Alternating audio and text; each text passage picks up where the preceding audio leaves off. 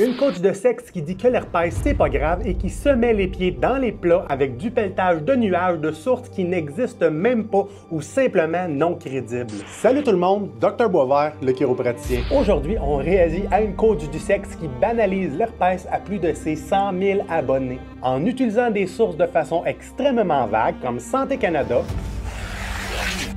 ou encore SOS Herpès. Tout ce que je dis est vérifiable. Tu peux aller sur SOS Herpès. Sans mettre de lien nulle part en transférant le fardeau de la recherche sur ses auditeurs. Et si vous restez jusqu'à la fin, je vous dis pourquoi elle s'est mis les pieds dans les plats et pourquoi certaines de ses sources ne sont simplement pas crédibles. Ça commence par la coach de sexe qui fait une vidéo initiale à propos de Usher qui se fait poursuivre par beaucoup de femmes pour avoir transmis l'herpès génital. C'est l'heure, il faut parler de Usher et d'herpès. Depuis le Super Bowl, il y a plein de vidéos qui circulent comme quoi Usher aurait l'herpès génital. Sérieux, il faut juste être un peu éduqué sur l'herpès pour comprendre que c'est complètement ridicule.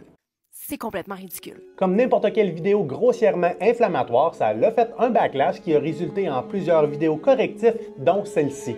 Et il y a des gens qui m'accusent aussi de banaliser ça auprès des jeunes. Sérieux, il faut juste être un peu éduqué sur l'herpès pour comprendre que c'est complètement ridicule. Il n'a pas mis l'herpès dans sa liste des 38 mados. C'est bien parce que l'herpès ne peut pas se développer en quelque chose de plus grave.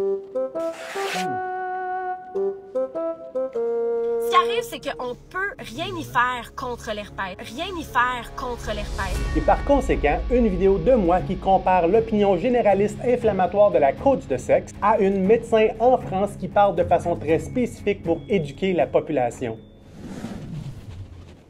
Fallait bien que je parle d'herpès sur les réseaux sociaux. Embrassez jamais un bébé sur la bouche. Et il y a des gens qui m'accusent aussi de banaliser ça auprès des jeunes. À cause de ça, ce bébé a eu une gingivostomatite, c'est la primo-infection au virus de l'herpès. La seule source dans la vidéo initiale était celle de SOS Herpès et je vous explique pourquoi c'était complètement bidon. Tout ce que je dis est vérifiable. Tu peux aller sur SOS Herpès. 80% de la population à avoir l'herpès. Mais ça commence par essayer de trouver où c'est qu'elle a trouvé cette Christie de statistiques parce que j'ai beau regarder sur le site internet, je vois absolument rien.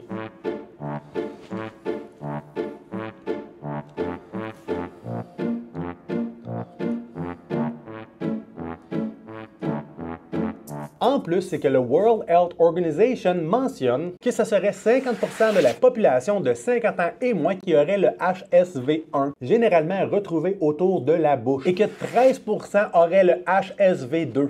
Généralement retrouvé autour des parties génitales. Mais je n'ai pas perdu espoir, j'ai continué mes recherches et le site était tellement mal fait que j'ai décidé de passer directement par Google. J'ai marqué le mot herpès, 80% et SOS herpès, qui m'a finalement amené à l'article de blog et non une source crédible et je vous explique pourquoi. En passant, contrairement à la coach du sexe, tous mes liens seront facilement accessibles dans la description vidéo.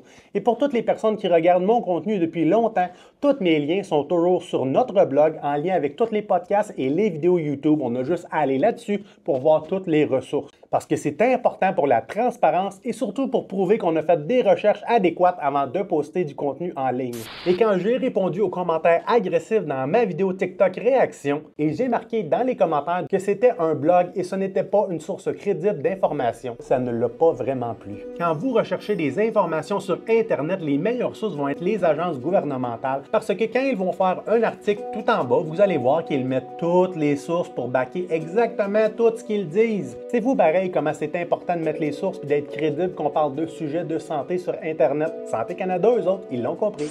Tout ce que je dis est vérifiable. Tu peux aller sur SOS Herpès. Mais là, vous vous dites probablement pourquoi SOS Herpès, c'est pas une bonne source. Mais regardez directement sur le site Internet, il n'y a absolument aucune source en bas du blog qui a été faite sur le 80%. Ce pourcentage-là a été sorti de nulle part et on n'a rien pour confirmer cette information-là. Si la coach du sexe aurait eu une éducation adéquate, elle aurait eu des cours de méthodologie de recherche et quand elle aurait vu SOS Herpès, elle se serait aperçue que ce n'est pas une source de santé crédible. Ensuite, la coach de sexe a dit que j'utilisais sa vidéo pour faire plus de vues.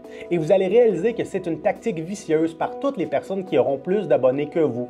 À chaque fois qu'ils vont recevoir des vidéos critiques, ils vont blâmer ça sur cette excuse-là. Le problème, c'est que la désinformation n'a pas d'abonnés. Que vous ayez un abonné ou 10 000 abonnés, si vous dites de la merde, ça va me faire un plaisir de corriger les choses pour informer la population. C'est littéralement l'objectif principal de ma présence sur les médias sociaux. Et on continue aussi de regarder dans ses commentaires, on remarque qu'elle m'a accusé aussi d'avoir coupé le bout où elle parlait des nouveau-nés. Mais le problème, c'est quand elle a clarifié les nouveau-nés, ce n'était pas dans la première vidéo inflammatoire. C'était dans les vidéos subséquentes. Si elle avait vraiment l'intention de corriger la première vidéo, elle aurait dû la déliter et refaire une autre vidéo pour mieux expliquer la situation. Parce que ne pas déliter la vidéo initiale et de continuellement faire d'autres vidéos ou en répondant à d'autres commentaires, ça ne fait qu'alimenter le feu qu'elle n'a pas voulu éteindre par elle-même. Pour conclure la saga, elle a aussi dit que j'avais coupé les bouts où elle parlait de SOS Santé et Santé Canada. La seule et unique raison pourquoi j'ai coupé ces bouts-là, c'est parce que ce n'était pas pertinent.